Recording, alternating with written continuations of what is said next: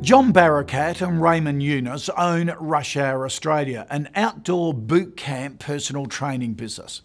Due to the popularity of their groups, they've decided to open up in several new locations, but they've hit a hurdle: finding trainers that will stay and remain loyal to them.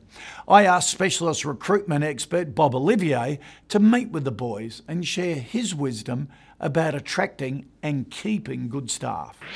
What are a lot of the reasons why employees decide to leave an employer? There's two things you look at. You look at push factors, which is why people leave, and pull, which is why they've gone somewhere else.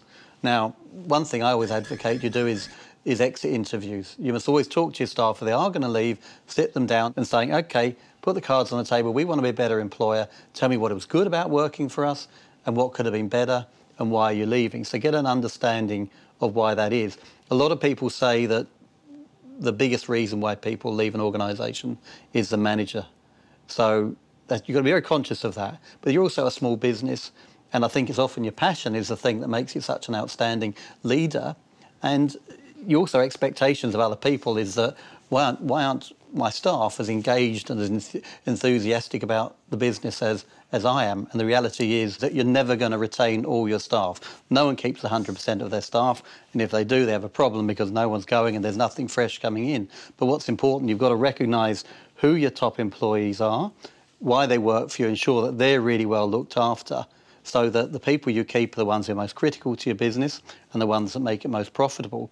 And then when you go out and recruit, you want to find people that look like that and whose behaviours are like that, and then you can really build a team around that ideal model. Now, you're not going to get it right every time, but at least you've got a photo fit of what you're looking for. You can go out there and really search for that. What do you think the best way to reward your employees?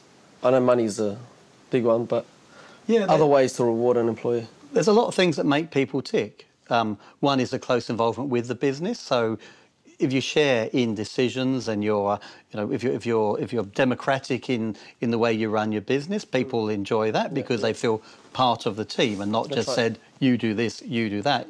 Reward and recognition programs, they're great. So what is it, your offices are full of memorabilia. I mean, you should be giving your top trainer a certificate once a month or a quarter. Those sort of things are important. They're little things to you and me maybe, but they mean a hell of a lot to your staff. OK, so Bob, the situation that John and I confronted in a real typical situation of small business owners? I think you're probably going through the same pain that many other small businesses do when they want to grow, but what you're castigating yourself with the things you think you're doing badly, but in fact there's a lot of things you do really well. And I think if you go and reflect on the things you do well, they'll only enhance it, both your respect for one another, and it'll also allow the business to grow. And you'll have less of those worries about trust with your staff because you went through a bad experience with a couple of guys. I can tell you I did the same thing. People let me down in the past. But if you go with a positive attitude, the world out there's some really great people, and all you've got to do is find them.